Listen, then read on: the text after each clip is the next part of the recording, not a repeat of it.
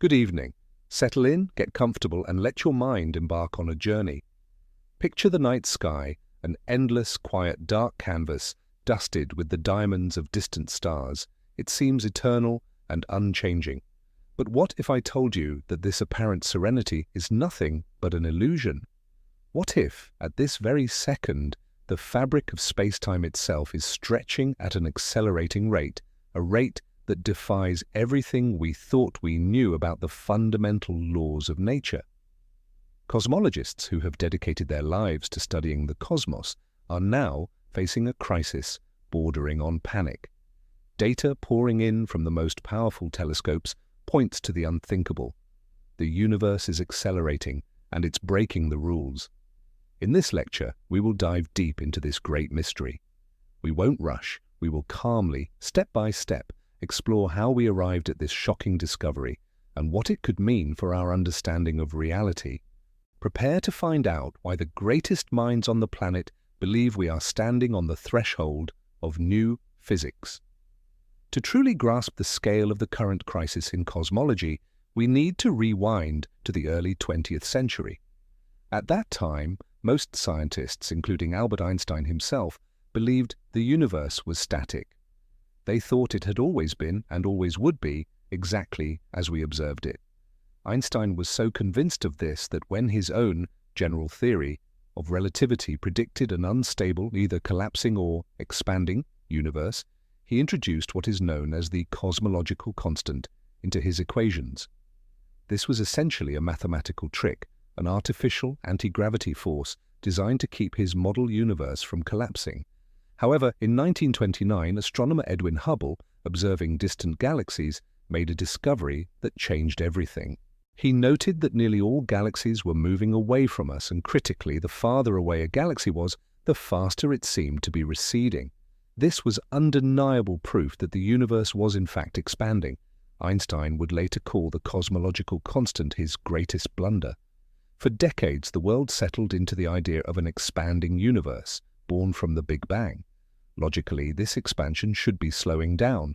After all, gravity, the attractive force of all matter in the universe, should act like a gigantic cosmic brake, gradually halting that initial impulse.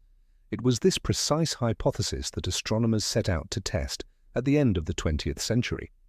They expected to measure precisely how much the expansion was slowing, but what they discovered instead sent the entire scientific world into absolute shock. Everything changed in 1998. Two independent teams of astrophysicists, one led by Saul Perlmutter and the other by Brian Schmidt and Adam Rees, were tackling the exact same problem. They were trying to measure the rate at which the universe's expansion was slowing down. To do this, they needed reliable standard candles in space, objects of known intrinsic brightness that would allow them to accurately measure distances. Those standard candles were type Wi supernovae. This is a specific kind of exploding star that always detonates with the same power and thus always reaches the same peak luminosity. Imagine a string of identical 100-watt light bulbs placed across a massive field. By observing how dim each bulb appears to you, you can accurately calculate the distance to it. Type Ia supernovae are the universe's version of these cosmic light bulbs. By observing these explosions in very distant galaxies, the scientists could simultaneously measure the distance to the galaxy and its recession velocity using redshift.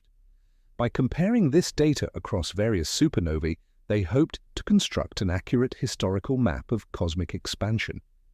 The core idea was simple. If expansion were slowing down, then distant supernovae, whose light had traveled for billions of years, should have been receding faster in the past than Hubble's linear law predicted for their current distance.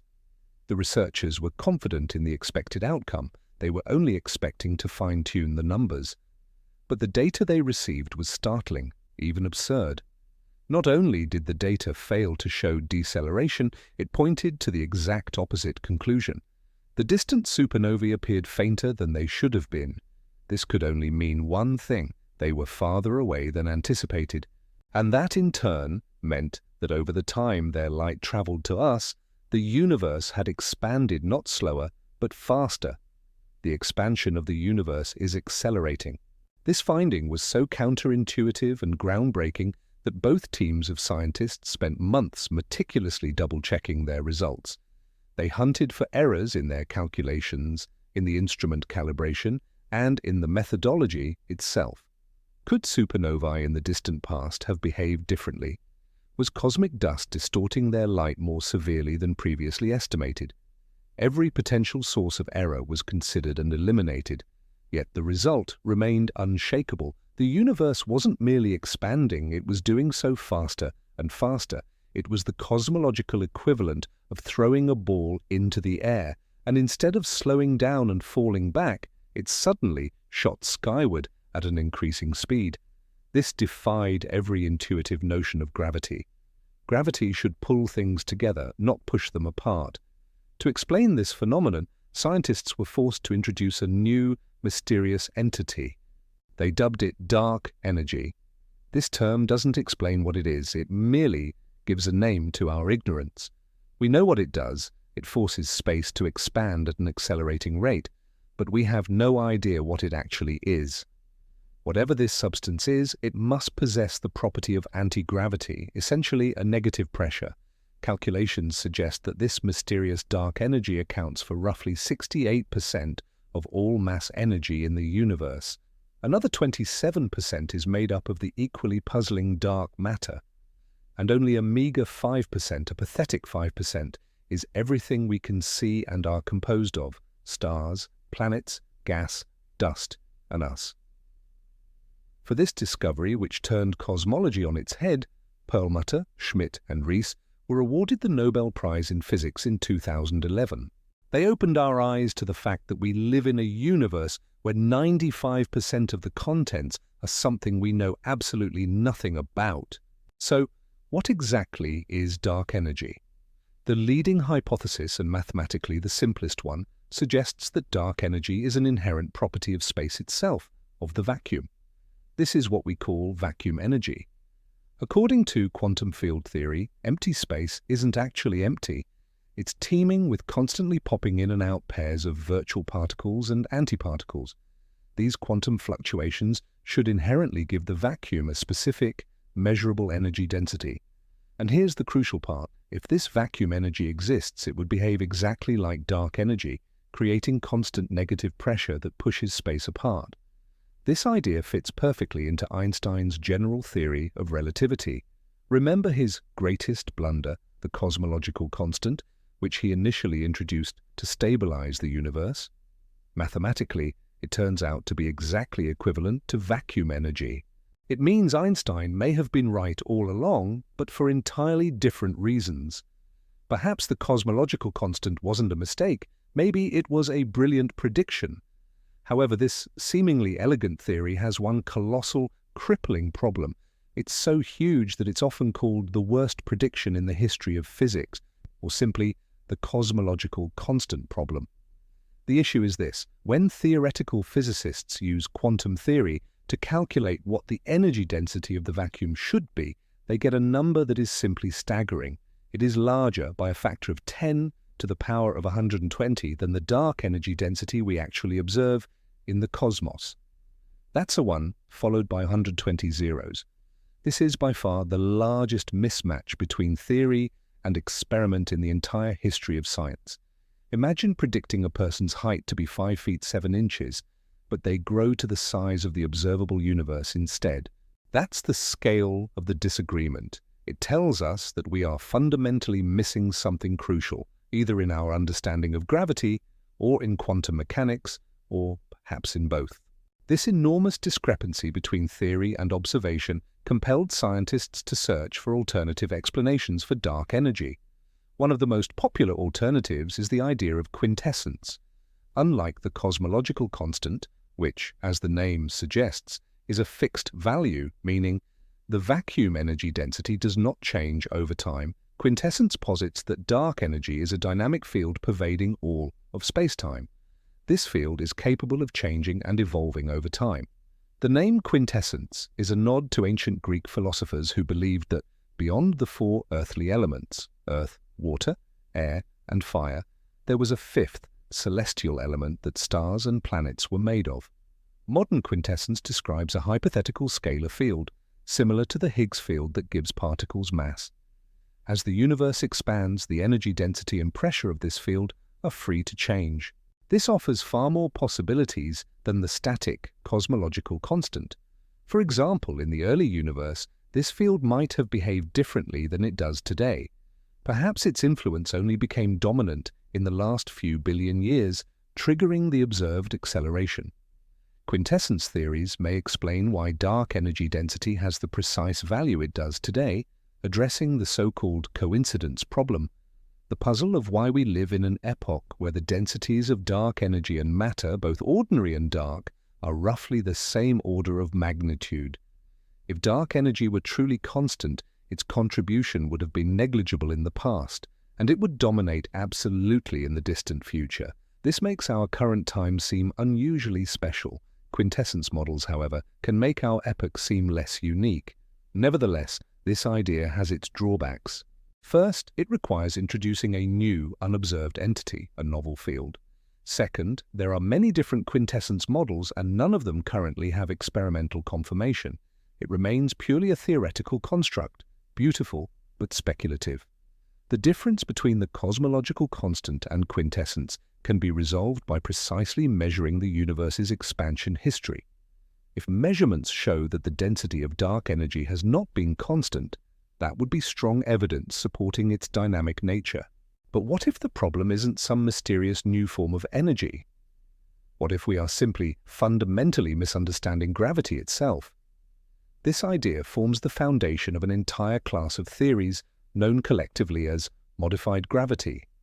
The core premise is this: Einstein's general theory of relativity, which brilliantly describes gravity within our solar system and in most standard astrophysical scenarios, might be incomplete. Perhaps on cosmological scales, spanning billions of light-years, gravity simply behaves differently than we assume. Maybe over those vast distances, gravity becomes less a force of attraction and more one of repulsion, or perhaps it just doesn't weaken the way Einstein's equations predict. If so, the observed accelerated expansion of the universe isn't the result of some phantom dark energy. It's simply the true nature of gravity revealing itself. This approach is highly appealing because it doesn't require us to invent new, unknown entities that supposedly make up 95% of the cosmos. Instead, it proposes altering the fundamental law itself.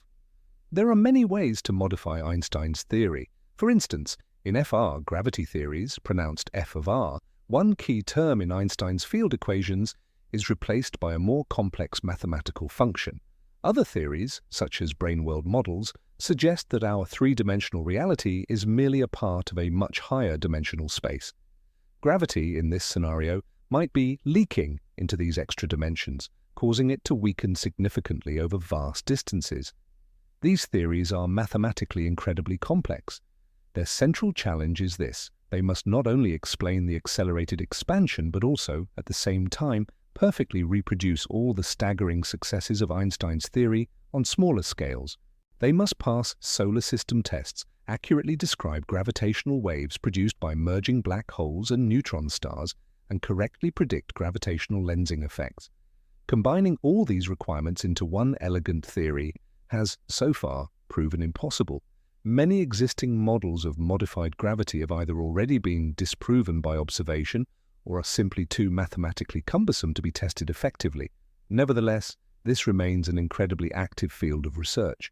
After all, if it turns out that Einstein wasn't entirely correct, it would trigger a scientific revolution comparable to the one he himself sparked when he corrected the laws laid down by Isaac Newton. The puzzle of the universe's accelerated expansion was already a major headache for scientists, but in recent years the situation has become even more complicated and concerning. A new crisis has emerged in cosmology, dubbed the Hubble Tension or the Hubble constant discrepancy. The Hubble constant, designated as h0, is a fundamental value that describes the current rate at which the universe is expanding. It tells us how many kilometers per second faster an object moves away from us for every megaparsec of distance. And just for context, a megaparsec is roughly 3.26 million light-years. Measuring this constant with high precision is one of the key tasks of modern cosmology. Knowing it allows us to determine the universe's age size, and ultimate fate. The problem is that the two main, most reliable methods for measuring the Hubble constant yield indifferent, statistically incompatible results. This isn't just a minor measurement error, it's a fundamental divergence that cannot be explained away by any known observational mistakes. The first method is called the local or nearby approach. It relies on constructing the so-called cosmic distance ladder. Astronomers measure distances to nearby stars, then use those stars to calibrate distances to farther objects in other galaxies, and so on. Step by step, they reach very distant galaxies where type Ia supernovae explode. This method, honed over decades of work using the Hubble Space Telescope, yields a Hubble constant value of about 73 kilometers per second per megaparsec. The second approach is the global or early universe method. This relies on studying the cosmic microwave background, the light left over from the Big Bang that permeates the entire universe. The Planck Space Telescope has measured the minute temperature fluctuations in this radiation with incredible precision. These fluctuations carry information about the parameters of the early universe. Using the standard cosmological model, known as lambda CDM, scientists can calculate what the universe's expansion rate should be today, given the initial conditions that produce the CMB pattern we observe. And this method yields a value of around 67 kilometers per second per megaparsec. The difference between 73 and 67 might sound trivial, but when you factor in the precision of modern measurements, this gap is actually massive. The chance that this is merely a random coincidence is less than 1 in a million. This implies one of two things. Either one of the measurement methods contains a fundamental yet undetected error, or, far more excitingly, the standard cosmological model used for the cosmic microwave background calculations is simply wrong. The lambda CDM model, which incorporates cold dark matter, CDM, and the cosmological constant, lambda, as dark energy, has been extraordinarily successful at describing the universe for the last 2 decades. But the Hubble tension represents the first serious crack in its foundation. Let's break down what this actually means. The local method measures the rate of expansion right here, right now, in the contemporary universe. The early method, based on the CMB, predicts what that rate should be today, based on how the universe looked 380,000 years after the Big Bang. The fact that the prediction doesn't match the direct measurement suggests that our model is missing something crucial. Perhaps the expansion history of the universe was more complex than we previously assumed. It's possible that some additional unknown physics was at work in the early universe, altering the expansion rate in a way the standard model simply doesn't account for. This discrepancy is forcing scientists to fundamentally reevaluate the very foundations of our cosmic understanding. This isn't just a minor refinement of numbers. This is a potential harbinger of a new physical revolution. Either our measurements are flawed, or there is a gap in our theory of the universe, the size of the universe itself. So, how can we resolve this excruciating Hubble tension? Scientists are currently pursuing several avenues. The first and most obvious approach is hunting down systematic errors in the measurements. The astronomers using the local method are meticulously re-examining their entire cosmic distance ladder. Perhaps our understanding of Cepheids, the pulsating stars that form one of the first rungs of this ladder, is incomplete. Do their properties depend on their local environment or the chemical makeup of their host galaxy? Or maybe type Ia supernovae aren't the perfect standard candles we assumed? Could their intrinsic brightness evolve over time, or vary depending on the type of galaxy they explode in? On the other side, the team analyzing data from the Planck satellite is equally rigorous in scrutinizing their results. They're searching for subtle effects, perhaps related to how the cosmic microwave background interacted with the gas and dust within our own galaxy, which might not have been fully accounted for. Crucially, despite these Herculean efforts, no convincing source of error has been found in either method. Both teams remain highly confident in their numbers. This pushes us toward the second, more radical possibility, that our standard cosmological model, lambda CDM, requires modification. The most popular idea in this vein is the introduction of what's called early dark energy. This hypothetical form of energy must have been present in the very young universe. During the first few 100,000 years after the Big Bang, it would have acted like an extra kick, temporarily boosting the expansion rate. This early dark energy would then have quickly dissipated, leaving no trace except for that altered expansion rate. This change in the early cosmic history could reconcile the CMB predictions with local measurements. It's an elegant fix, but it once again requires introducing a new, never-before-observed entity. It's a bit like trying to repair a clock by adding mysterious, never-before-seen gears in the hope they'll make the time run correctly again. Other ideas include exotic forms of dark matter that might interact with radiation, or even the possibility that fundamental constants, like the gravitational constant, have changed over cosmic time.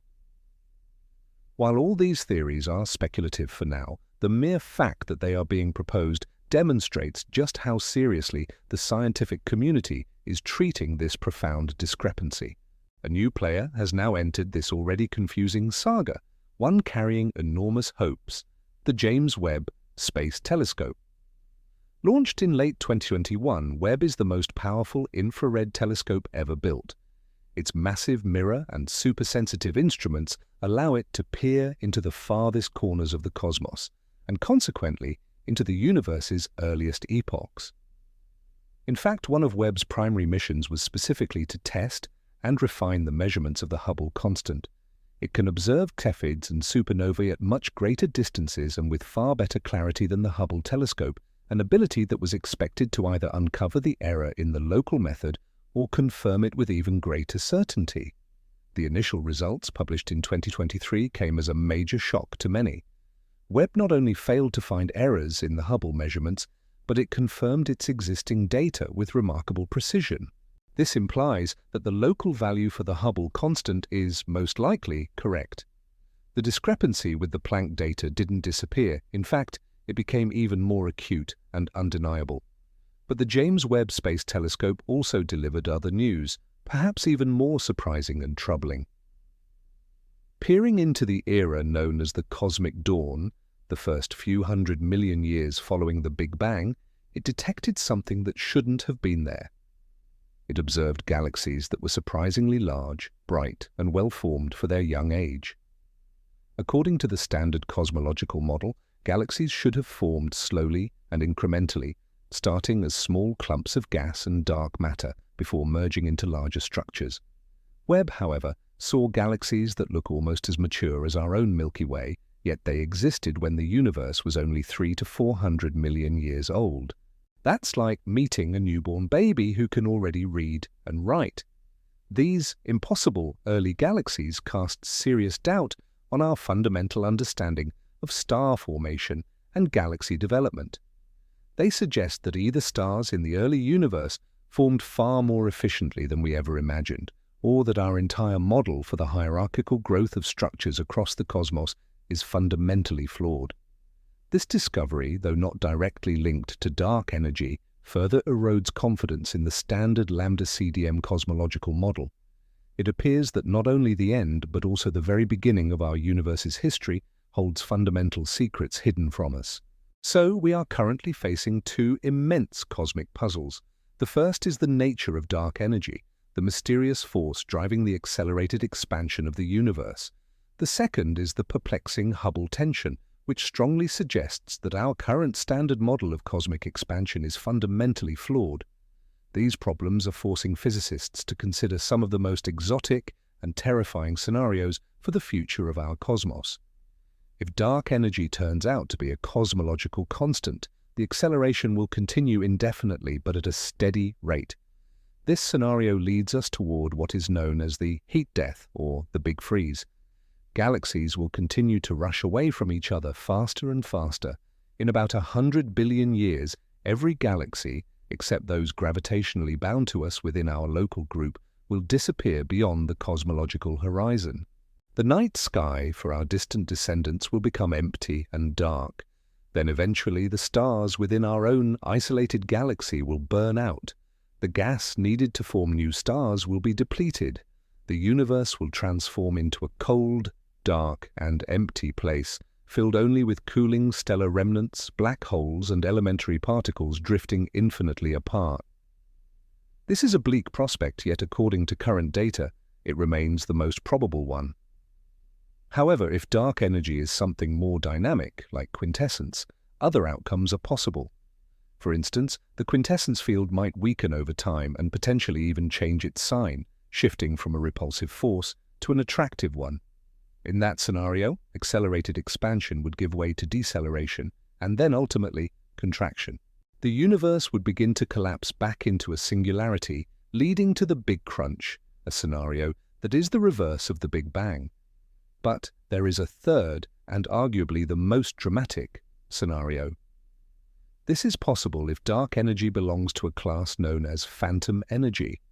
In this case, its density doesn't remain constant. Instead, it relentlessly increases over time.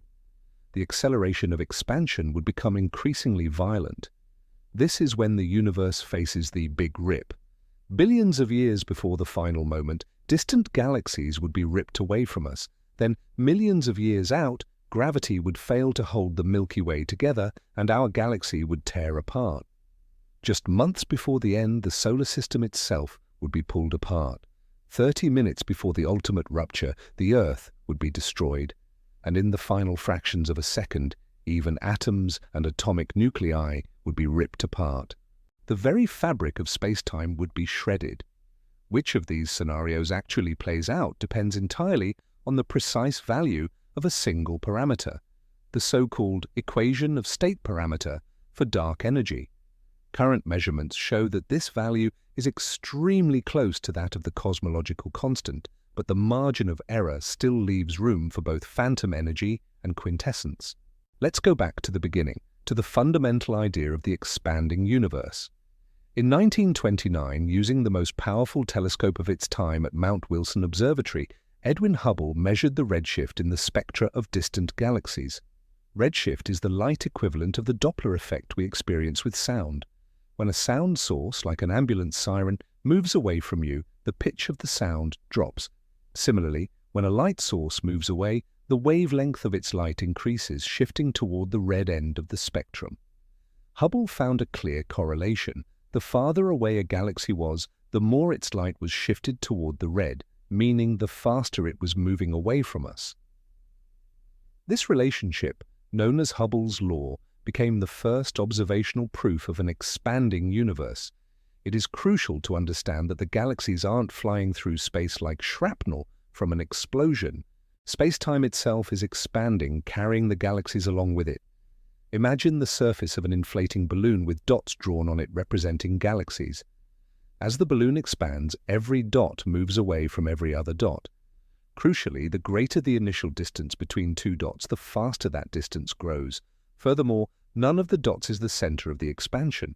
Similarly, our universe has no center.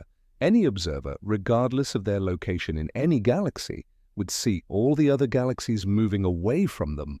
The concept of a static universe, the one Einstein initially favored, was deeply rooted in thousands of years of philosophical and scientific thought. An eternal and unchanging sky was the very symbol of stability. Einstein's general theory of relativity, published in 1915, described gravity not as a force, but as the curvature of space-time caused by massive objects. His equations were incredibly powerful and elegant. However, when he applied them to the universe as a whole, he immediately ran into a serious problem. According to his own calculations, a universe filled with matter could not remain static. The mutual gravitational attraction between all the galaxies would force it to contract. To fix this inconvenient result, he introduced a term into his equations which he called the cosmological constant. This constant represented a kind of inherent energy of space itself, creating a repulsive force that perfectly balanced gravity. This allowed for the static solution he desired. But when Hubble proved that the universe was actually expanding, Einstein dismissed his introduction of the constant as unnecessary and perhaps his greatest mistake. The profound irony is that 70 years later, this exact mistake returned to physics as the most likely explanation for the universe's accelerated expansion, though in a completely different context than he had envisioned. Following Hubble's groundbreaking discoveries, the hot Big Bang model quickly became the prevailing theory. This model posits that the universe originated from an extraordinarily hot and dense state approximately 13.8 billion years ago and has been expanding and cooling ever since. The model came with several key testable predictions. First, it predicted the existence of the cosmic microwave background, CMB, the residual glow from the early hot epoch, which should have cooled to just a few degrees above absolute zero. This radiation was discovered in 1965, providing arguably the strongest confirmation of the theory. Secondly, the theory accurately predicted the precise ratios of light elements, hydrogen, helium, and lithium, that must have been synthesized during the first few minutes of the universe's existence. The measured abundance of these elements in the oldest stars perfectly matches these predictions. Under the framework of this model, gravity was expected to act solely as a cosmic brake. Imagine a race, on one side, the initial momentum driving the expansion, and on the other, the relentless pull of gravity. The ultimate fate of the universe depended entirely on its overall density. If the density exceeded a critical value, gravity would eventually win, reversing the expansion into a big crunch. If the density was below critical, expansion would continue forever, though constantly decelerating. If the density was exactly critical, expansion would also be eternal, with the rate of expansion slowing asymptotically toward zero. Until 1998, all scientific debate centered exclusively on which of these three scenarios described our reality. No one could possibly have imagined that a fourth, completely illogical option even existed. Let's take a closer look at why type Ia supernovae are considered such excellent standard candles. These events occur in binary star systems, where one of the stars is a white dwarf, a very dense, compact remnant of a star similar to our Sun. Its companion can be either a normal star or another white dwarf. The white dwarf's powerful gravity strips material from its companion star, causing its mass to grow steadily. When the white dwarf's mass reaches a critical threshold, known as the Chandrasekhar limit, which is about 1.4 times the mass of our Sun, it becomes unstable. An uncontrolled thermonuclear reaction ignites in its core, and in a matter of seconds, the entire star detonates. Because this explosion always happens once that critical mass is reached, the amount of energy released and subsequently the peak brightness of the explosion are virtually identical every single time. This is precisely what makes them ideal indicators of distance. Astronomers have learned to calibrate their brightness with extremely high precision, accounting for any small variations. It was the sheer reliability of this method that gave such weight to the shocking discovery of accelerated expansion. If these standard candles had been less reliable, the result could easily have been dismissed as observational uncertainty. But in this case, all signs pointed to something strange happening with the universe itself. The 2011 Nobel Prize was awarded for the discovery of the accelerating expansion of the universe, based on observations of distant supernovae. This official acknowledgement confirmed that our understanding of the cosmos had fundamentally changed. Cosmology is now viewed as having a distinct before and after 1998. Before this discovery, we believed we understood the fundamental forces governing the universe, gravity, and the forces described by the standard model of particle physics. Afterward, it became clear that the single most dominant component of the universe, dark energy, lay completely outside the bounds of our current understanding. This opened up a vast new playing field for theoretical physicists. Hundreds, if not thousands, of scientific papers have been dedicated to trying to explain the nature of dark energy. It also spurred the creation of new, even more ambitious observational projects. New telescopes and satellites were required, capable of measuring the properties of dark energy with greater precision, aiming to distinguish between the cosmological constant, quintessence, or other more exotic models. The discovery of dark energy is a classic example of how science truly works. An observation that contradicts an established theory leads to a crisis, which in turn generates new ideas and fuels further research. It is the acknowledgement of our own ignorance that ultimately drives progress. Let's talk in more detail about the cosmological constant problem. Quantum field theory, or QFT, describes the world in terms of fields whose quanta are the particles we observe. For instance, a photon is the quantum of the electromagnetic field. The vacuum, or the ground state of these fields, is not actually empty.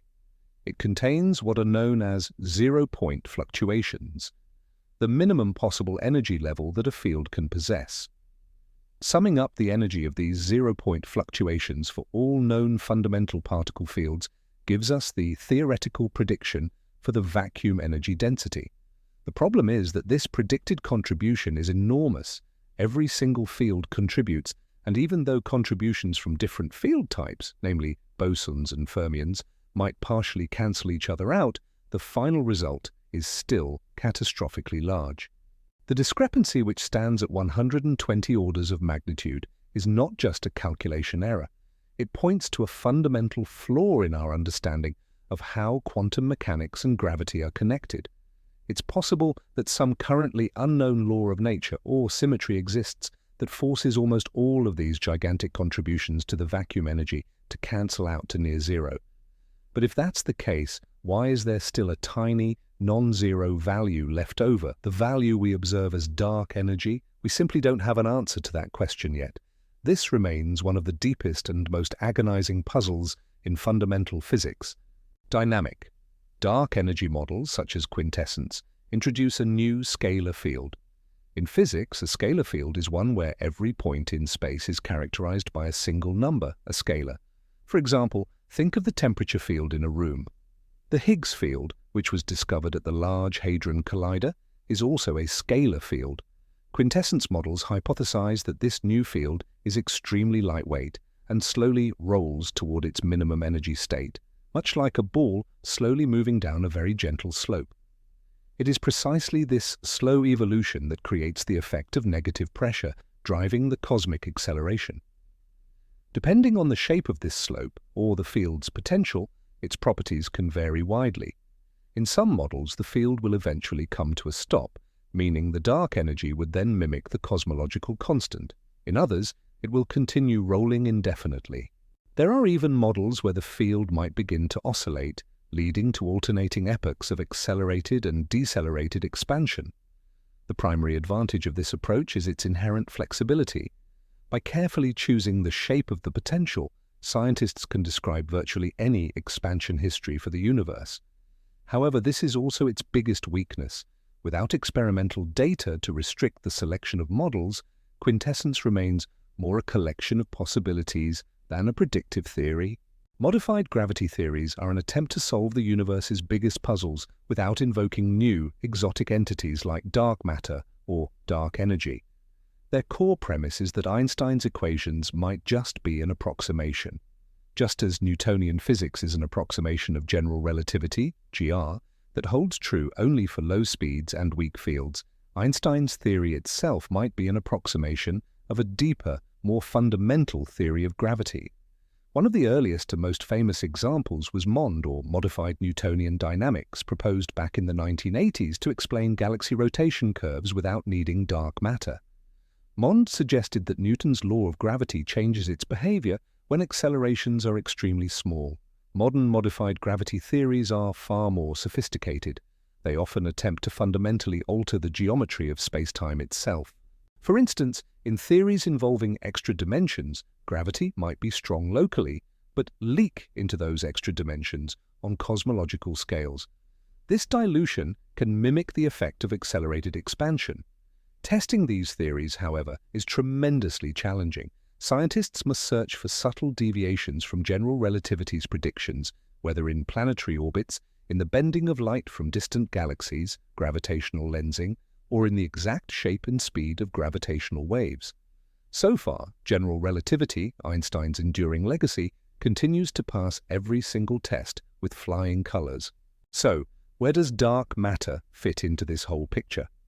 Dark matter is the other great mystery of cosmology, one we've known about for far longer than dark energy.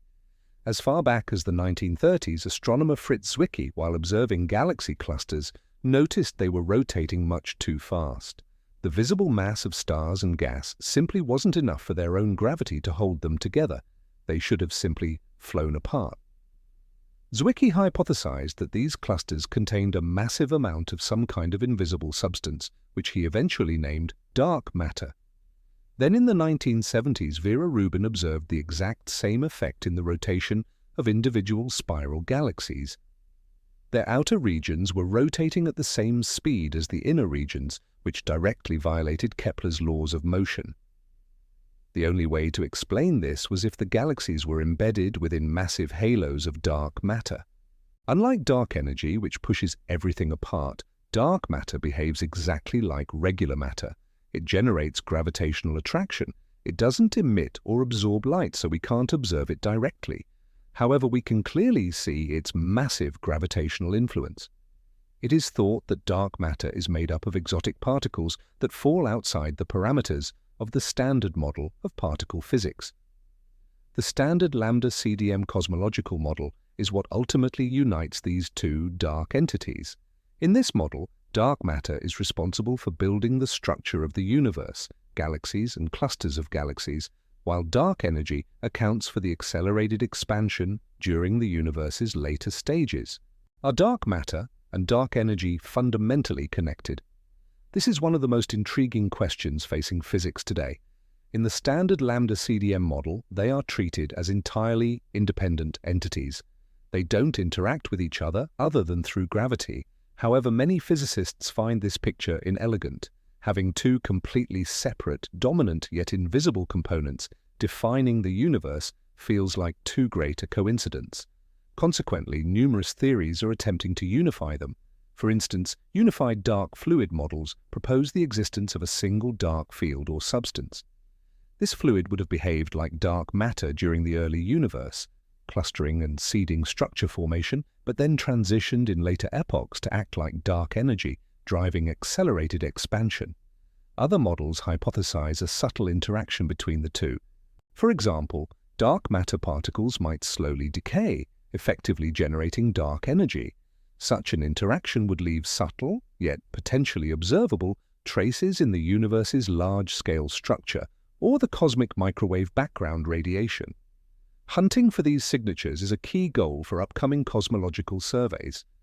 Proving that dark matter and dark energy are truly two sides of the same coin would constitute a monumental breakthrough in our understanding of the universe's dark sector. Circling back to the Hubble tension. This disagreement between early and late measurements of the universe's expansion rate isn't merely an abstract theoretical problem, it strikes right at the core of our cosmological model. Imagine you have two photos of the same person, one taken in infancy, the other as an adult. You also rely on the standard model of human growth. Based on that infant picture, your model predicts the adult's height should be 1.8 meters, but when you measure their height directly, you get a value of 2 meters. This means that either your growth model is flawed, maybe there was an unpredicted anomalous growth spurt during their teenage years that the model doesn't account for, or one of the measurements, the photo or the tape measure, is simply wrong. In cosmology, the cosmic microwave background is the photograph of the infant universe. Our standard model is the growth model. And the supernova measurements are the tape measure we use to gauge the height of the adult universe. And they simply do not align. This forces us to ask, what exactly was happening to the universe during its adolescence? The billions of years between the epoch of the CMB and today that we currently don't know about. Let's take a closer look at the two methods used to measure the Hubble constant. The local method, which relies on the cosmic distance ladder, is straightforward. Crucially, it doesn't depend on any specific cosmological model. It simply measures distance and recession velocity directly. The first step involves measuring the distances to nearby stars within our own galaxy using the parallax method. This is a purely geometrical technique based on observing a star's apparent shift against more distant objects as the Earth moves around the Sun. Once we have accurate distances to these nearby stars, we can calibrate the luminosity of Cepheid variables, pulsating giant stars whose pulsation period is strictly linked to their true intrinsic brightness. By observing Cepheids in nearby galaxies, we can then measure the distances to those galaxies. In some of these same galaxies, we observe type Ia supernova explosions. This allows us to calibrate the peak luminosity of these supernovae. Since supernovae are far brighter than Cepheids, we can see them at cosmological distances, billions of light years away. Thus, step by step, we build the distance scale that enables us to measure the Hubble constant in the modern universe. The reliability of this method depends entirely on the accuracy of every single rung on the ladder. The second method, which relies on the cosmic microwave background, CMB, is indirect, or more accurately, model-dependent. The cosmic microwave background is essentially a snapshot of the universe when it was only 380,000 years old. At that time, it was filled with hot, dense plasma. As the universe expanded and cooled sufficiently, protons and electrons were able to combine to form neutral hydrogen atoms. The universe suddenly became transparent to light, allowing photons which had previously been trapped within the plasma to begin their free flight. This is the very light we observe today as the cosmic microwave background. On maps of this radiation, we see tiny spots, regions that were slightly hotter and slightly cooler than average. The size of these spots, especially the largest ones, acts as our standard ruler. We know the actual physical size these regions had in the early universe. By measuring their apparent angular size in the sky today, we can determine the geometry of the universe and its expansion history. But to do this, we need a model that links the initial parameters of the early universe, such as the densities of ordinary matter, dark matter, and baryons, to how the cosmos has evolved up to the present day. This is where the standard lambda CDM model comes into play. If this model is correct, calculations based on Planck mission data should yield a precise value for the Hubble constant. The fact that they do not is a serious argument against the model itself. The importance of the Hubble tension can scarcely be overstated.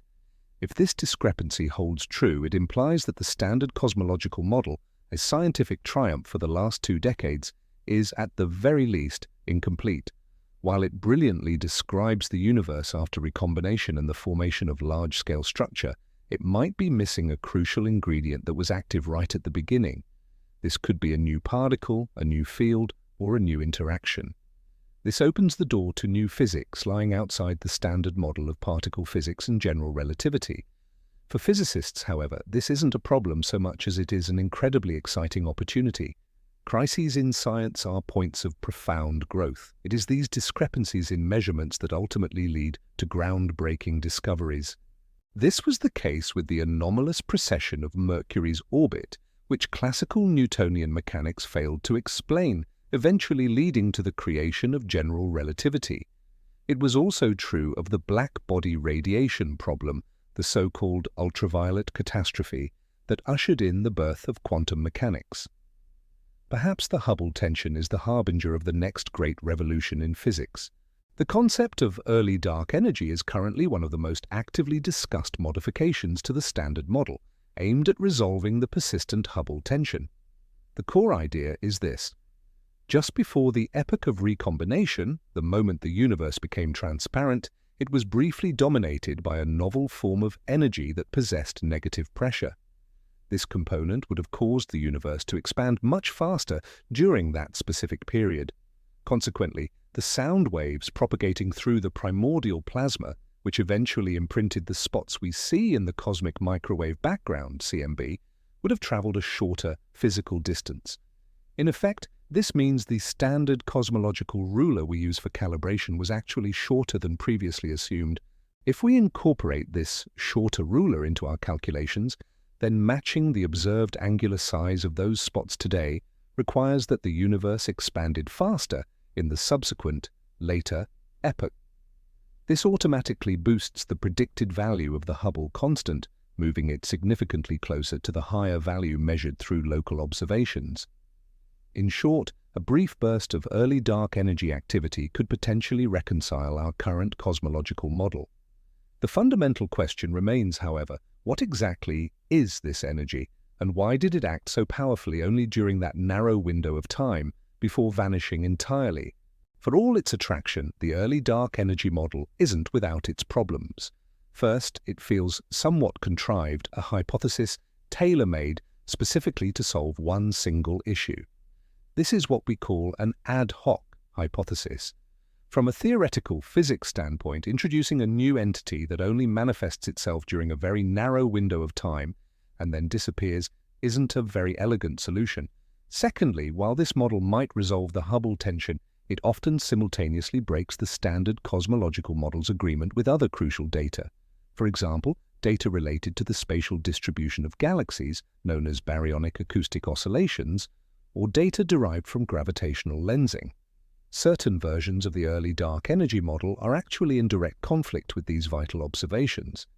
There is currently a lot of active research aimed at developing a model that resolves the initial discrepancy without introducing brand new issues. This requires incredibly fine-tuning, and so far, the perfect candidate remains elusive. It's often compared to trying to cover a table with a blanket that is too small. When you pull it up to cover one end, the other end invariably gets exposed. But what if the root of the problem actually lies in measurement errors? Let's take a closer look at the possible weak links. In the local measurement method, the weakest link is the calibration of the initial rungs of the cosmic distance ladder. A prime example is the calibration of Cepheid variable stars. We assume that their period-luminosity relationship is universal, but what if that relation changes slightly depending on the star's chemical composition, what astronomers call metallicity? The host galaxies we use to calibrate these supernovae might have a different chemical makeup than our own Milky Way. While astronomers are diligently working to account for these effects, some unnoticed systematic error might still be lurking in the data. Moving on to type Ia supernovae, we are also learning that they are not perfectly identical either. There are different subclasses, and their intrinsic brightness can depend on the age of the stellar population in their host galaxy. Again, scientists try to model and account for these variables, but doing so necessarily introduces additional uncertainty into our measurements. The James Webb Space Telescope, thanks to its ability to observe in the infrared range where light is less absorbed by dust, is helping significantly mitigate one of the major systematic errors. However, even JWST is not a silver bullet. The battle for precision continues. That said, the data from Planck isn't absolutely flawless either. Extracting cosmological information from the cosmic microwave background, CMB map, requires extremely precise cleaning to remove foreground emissions, especially those coming from our own galaxy, the Milky Way. Galactic dust and gas also glow intensely in the microwave range, and this signal must be meticulously subtracted. While the Planck team performed an immense amount of work, some critics suggest that this process may still harbor unaccounted systematic errors. Furthermore, the statistical analysis of the Planck data itself is extraordinarily complex. It's possible there are subtleties within the process that we don't yet fully grasp. Crucially, independent ground-based experiments observing the CMB, such as the Atacama Cosmology Telescope, ACT, and the South Pole Telescope, SPT, generally confirm Planck's findings. This makes it highly unlikely that the entire discrepancy stems from an error in one specific mission. Instead, if an error exists, it probably lies in something much more fundamental, either in the astrophysics of our standard candles or in the core cosmological model itself.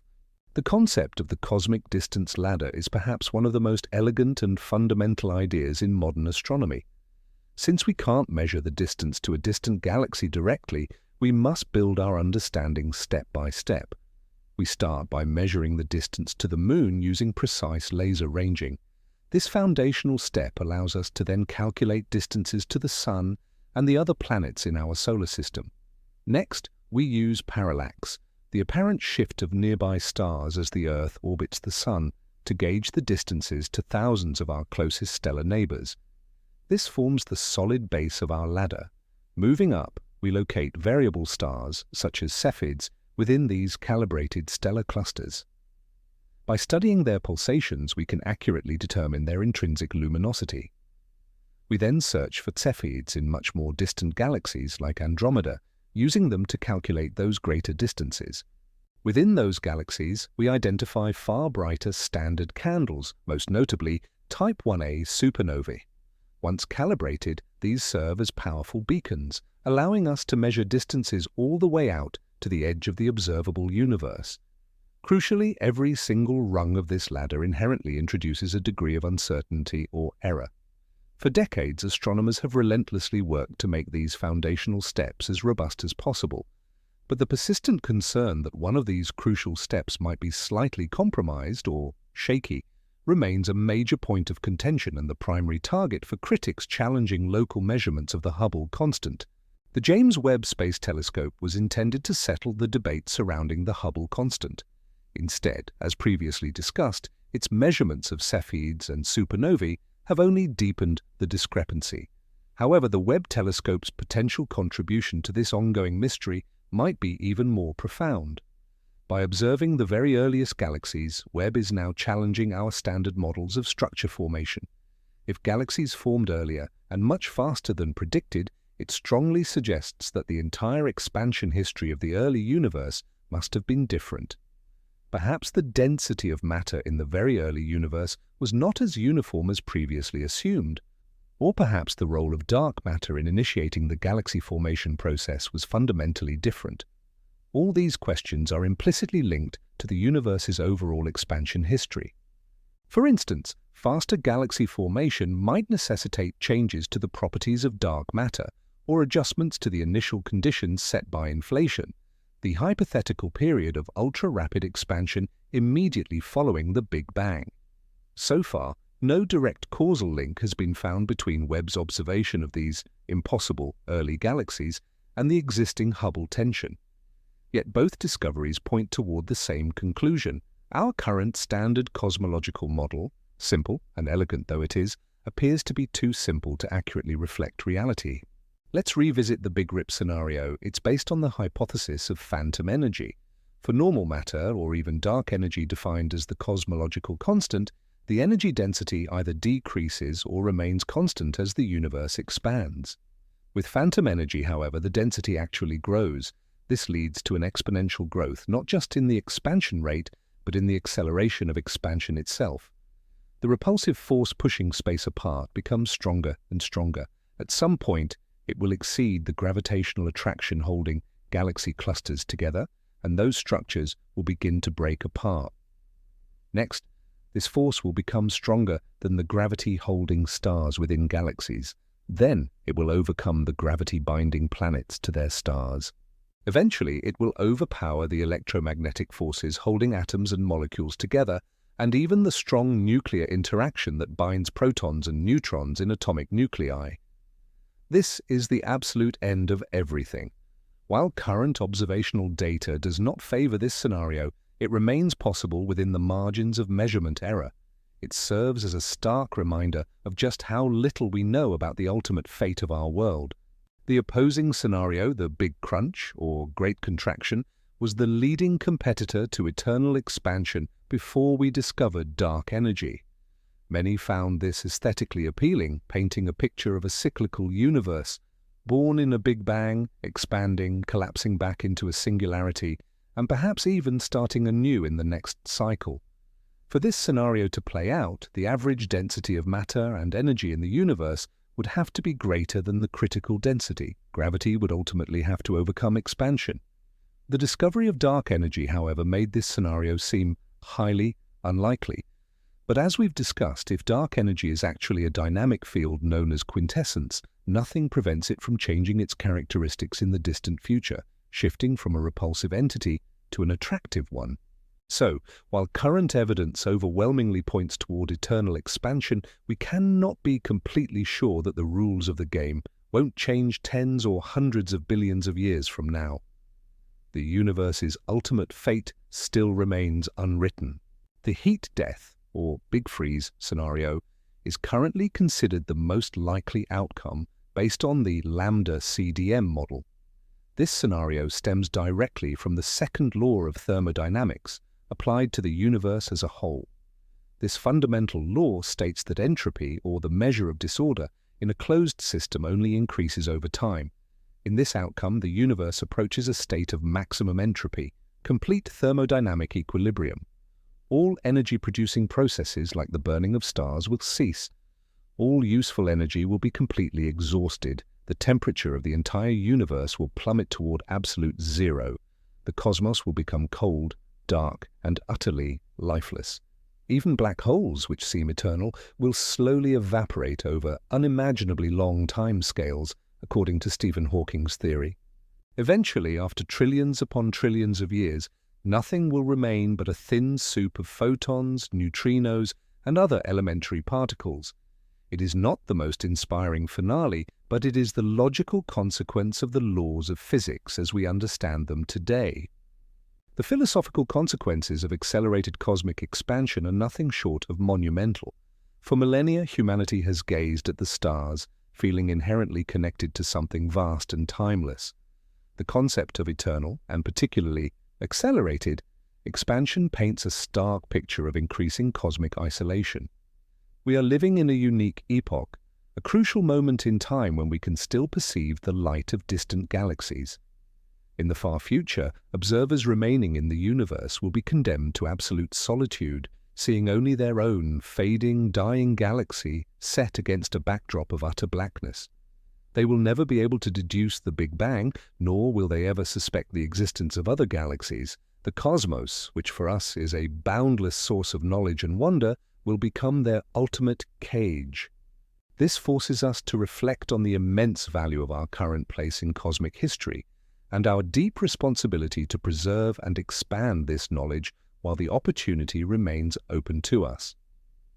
It also casts serious doubt on the possibility of intergalactic contact, even if life exists elsewhere, because the window for communication is rapidly closing. These distances become insurmountable, not merely due to their staggering magnitude, but because the very fabric of space separating our galaxy from others is accelerating its expansion beyond the speed of light. So, what does all this truly mean for humanity's future in space? In the short and medium term, practically nothing. The effects of accelerated expansion only manifest on vast intergalactic scales. Within the bounds of our own galaxy, gravity is far stronger, and we will remain gravitationally bound. But when we talk about the ultra-distant future, a time when humanity might actually be capable of traveling between stars, accelerated expansion places a firm limit on our ambitions. We will never be able to reach galaxies that are already speeding away from us beyond the cosmological horizon. Our accessible, explorable universe is constrained entirely to the local group of galaxies. This group is gravitationally bound and will eventually merge into one giant elliptical galaxy. This is our cosmic island, and we will never be able to leave it. It's a sobering thought. On the other hand, this constraint makes the exploration of our own galactic home even more crucial and meaningful. Everything we will ever discover and explore exists right here, within the confines of our gravitational bubble. The scientific community hasn't been idle. To crack these mysteries, new and even more powerful instruments are being built and designed. The European Space Agency's Euclid Space Telescope is one such tool. Its mission is to create the largest and most accurate 3D map of the universe ever attempted. It will observe billions of galaxies, spanning 10 billion years of cosmic history. Euclid's primary goal is to study the expansion history of the universe and the growth of cosmic structures with unprecedented precision. This will allow scientists to precisely measure the properties of dark energy and test whether those properties have changed over cosmic time. Another major upcoming project is NASA's Nancy Grace Roman Space Telescope. Roman will boast a field of view 100 times larger than Hubble's, allowing it to conduct even more extensive supernova surveys and accurately measure gravitational lensing. Down on Earth, giant observatories are also under construction, such as the Vera Rubin Observatory in Chile. Rubin will photograph the entire visible sky every few nights. All these projects are designed to gather immense amounts of data that will either confirm the standard lambda CDM model or, more likely, find deviations that point the way toward entirely new physics. So, let's take a step back and summarize where we are. We truly live in an extraordinary time. We've discovered that our universe isn't just expanding, it's doing so at an ever-increasing rate. We've come up with an explanation for this: dark energy. This mysterious force makes up the majority of everything that exists, yet we know almost nothing about it. And now we've found that our best methods for measuring this very expansion don't agree with each other. This is, without a doubt, a state of crisis. But in science, a crisis isn't an end, it's a beginning. It's a clear sign that we are standing on the threshold of something new and fundamentally important. We might be about to discover a new particle or a new field. We could be forced to rewrite Einstein's laws of gravity. Perhaps our understanding of the earliest moments of the universe is completely wrong. One thing is certain, the next few decades in cosmology are going to be incredibly exciting. The mystery of dark energy and the Hubble tension aren't just technical problems for scientists in lab coats. These are fundamental questions about the nature of reality itself, about our past, and about our future. And the quest for these answers is one of the greatest adventures of the human mind. Picture a medieval mapmaker. They charted all the known lands, but along the edges they scribbled the warning, "Here be dragons." Modern cosmologists find themselves in a similar situation. We have successfully mapped the visible universe and described it with physical laws that work with stunning precision. But 95% of our map is a blank space labeled dark matter and dark energy. These are our dragons. The fact that our measurements don't add up at the borders of the known world suggests these dragons might be far more real and complex than we ever imagined. This isn't cause for panic, it's cause for exhilaration. It means massive discoveries lie ahead of us. We are standing on the shore of an ocean of the unknown, and it beckons us with its mysteries. Every new observation, every new discrepancy is a wave washing ashore, new, never-before-seen shells. And we, like curious children, rush to pick them up and examine them. The role of dark energy in the universe's ultimate fate is crucial. If dark energy is truly a property of the vacuum, then its energy density must remain constant. This implies that as space expands, the volume of the universe increases and consequently, the total amount of dark energy also rises. Simultaneously, the density of ordinary and dark matter decreases because that fixed amount of matter is being spread across an ever-increasing volume. This imbalance explains why dark energy only started to dominate the universe over the last few billion years. In the early universe, matter was dominant, and its powerful gravity significantly slowed the expansion. But a moment arrived when the density of matter dropped sufficiently that the constant repulsive force of dark energy took the upper hand. This crucial transition from deceleration to acceleration occurred approximately 5 to 6 billion years ago. We currently live in the epoch of dark energy dominance, and the further we move into the future, the more absolute this dominance will become, unless, of course, the fundamental nature of dark energy changes. The Hubble tension essentially throws this entire cosmic chronology into doubt. If the early universe expanded faster than we previously believed, it fundamentally changes our estimates for the age of the cosmos, the timing of the shift from deceleration to acceleration, and numerous other crucial parameters. It's like finding out the clock you've based your entire life around has been running fast. You suddenly have to revise your entire schedule. Cosmologists are facing precisely this challenge. They are trying to pinpoint exactly when the cosmic clock went awry. Did this error happen in the first fraction of a second during inflation? Or did it occur later, perhaps triggered by some mysterious early form of dark energy? Or maybe the clock is running incorrectly right now, meaning the very nature of dark energy is evolving over time in ways we haven't yet been able to detect. The answer to this fundamental question will determine the direction of physics research for decades to come. Ultimately, all these mysteries boil down to one fundamental problem: our understanding of the two foundational pillars of modern physics, general relativity, which governs gravity and the macro scale, and quantum mechanics, which governs the micro scale, is fundamentally incomplete. We know that these two theories are incompatible under extreme conditions, such as the singularity at the center of a black hole or the very moment of the Big Bang. We need a unifying theory of quantum gravity. Many physicists believe that the mysteries of dark energy and dark matter are in fact manifestations of this deeper, yet unknown, underlying theory. Perhaps the vacuum energy, which we currently cannot calculate accurately, holds the key to quantum gravity. Perhaps the Hubble tension is the first observational hint of how this new theory diverges from the old ones.